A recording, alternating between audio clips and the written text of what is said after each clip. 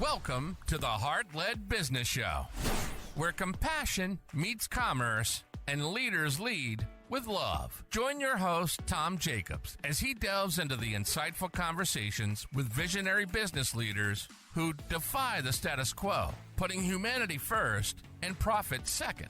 From heartfelt strategies to inspiring stories, this podcast is your compass in the world of conscious capitalism. So buckle up and let your heart guide your business journey.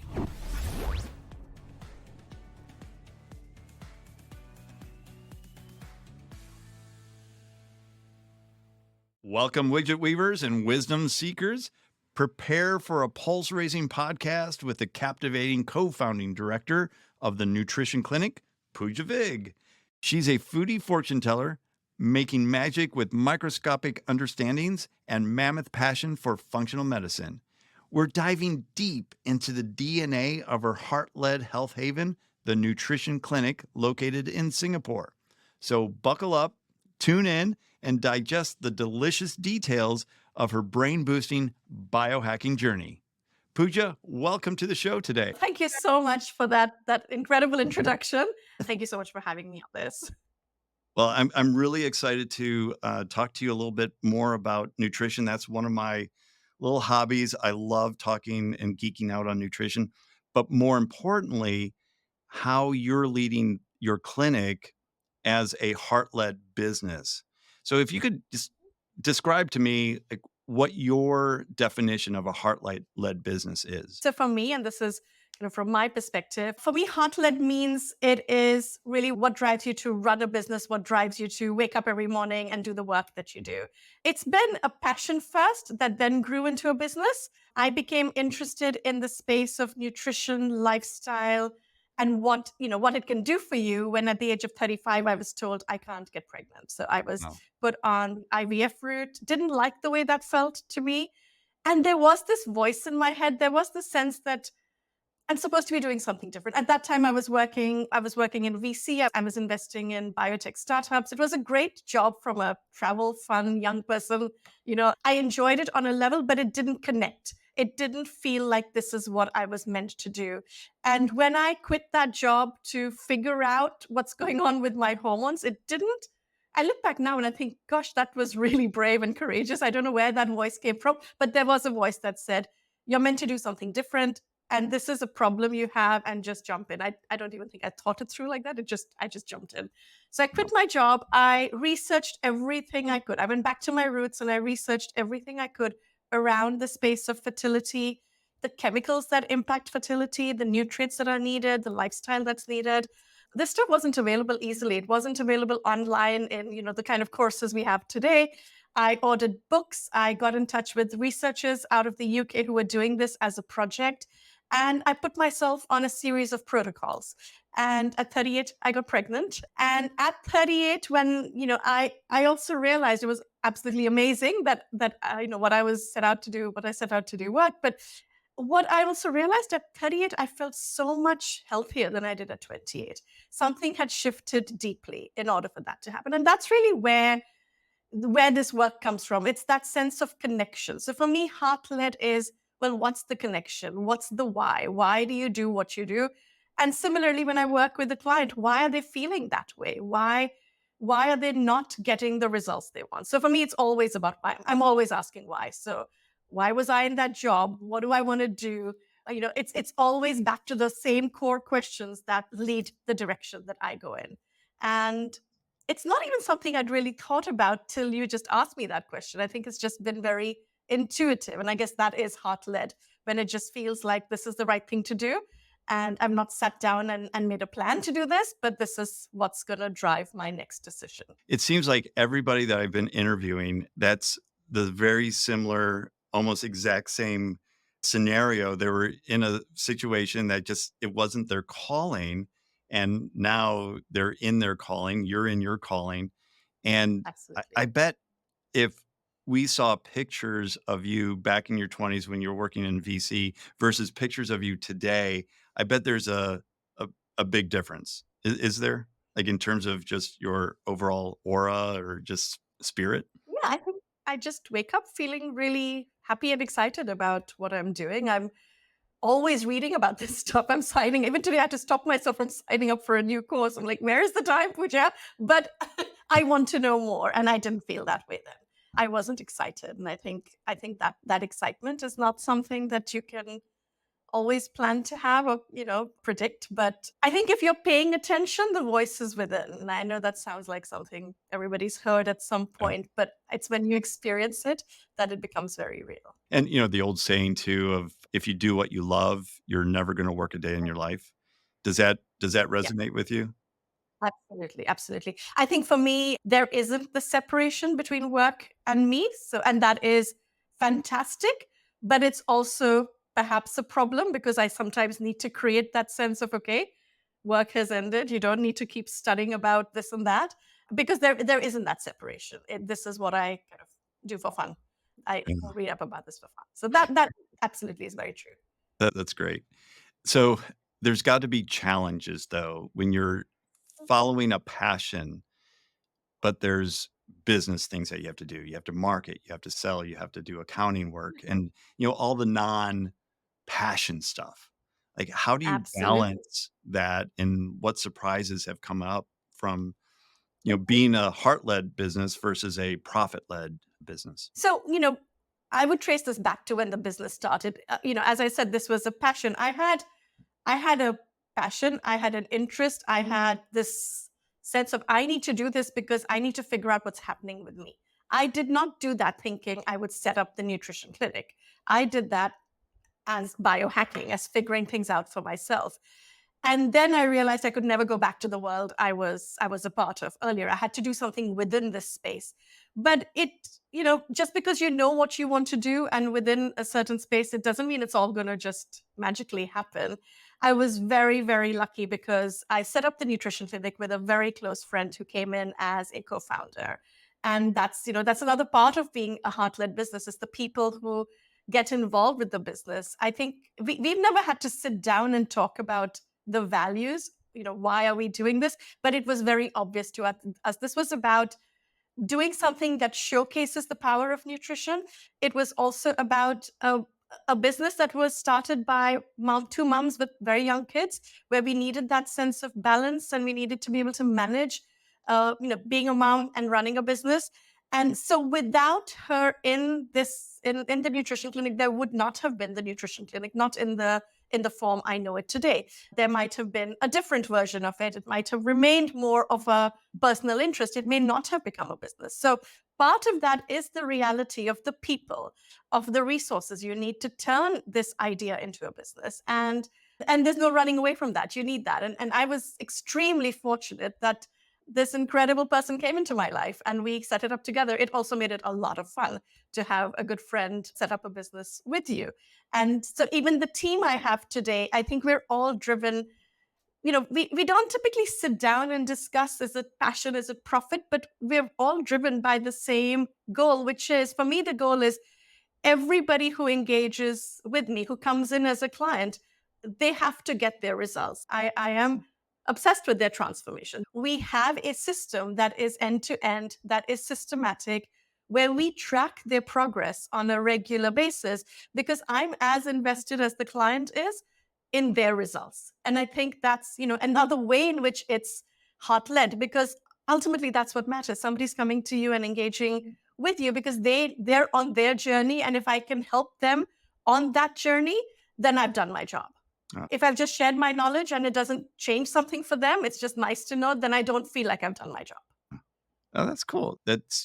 Resonates so deeply with me as well. For me, that's the heart-led business is someone that puts the client first and the results of the client comes or that's why they're coming to you in the first place is to get that result. And that's what drives the business forward. And of course, there is Absolutely. always kind of the business side as well. So I want to go back to what you said about bringing a co-founder and a partner into the business.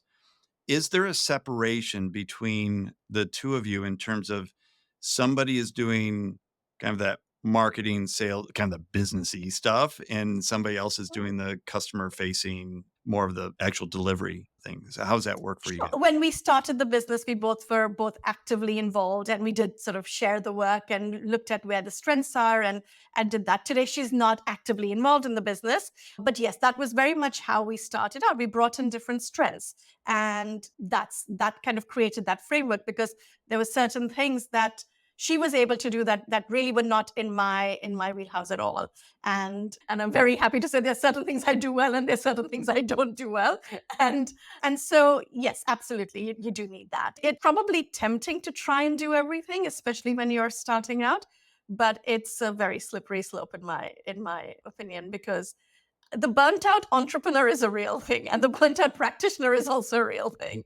So you have to be careful with that you are able to separate not just work and life, but also really own what you do well, what you're willing to stretch into, and the areas that may not be accessible, at least at this stage. How long have you been in business now? Oh gosh, 12 years? Oh, wow. 12 years. Awesome. Well, Yes. congratulations. So you've made it past that 10-year mark, which is usually when, the first 3 years or 2 years is half the businesses fail. And then by 10 years, it's like 95% of the businesses not necessarily fail, just they don't like keep that entrepreneur kind of engaged in it. So that's really great. 12 years is amazing.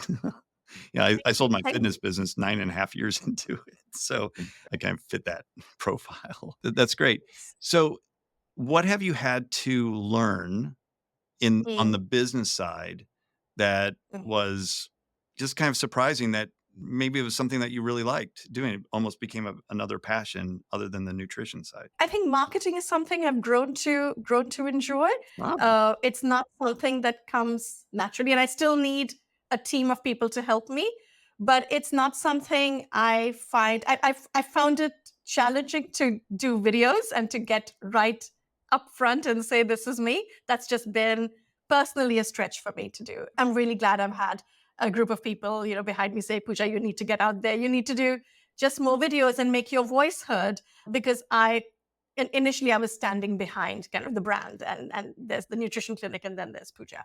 But now I think I'm more comfortable with that. And I think that's just jumping in and lots of editing, and then you kind of get comfortable with it and used to it.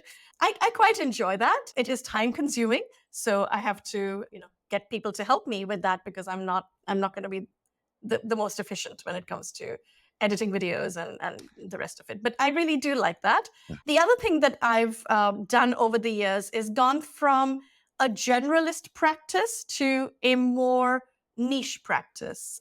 And that's partly driven by my own interest, but also driven by business decisions, because I think the kind of world we are living in, there is more information out there, particularly nutrition.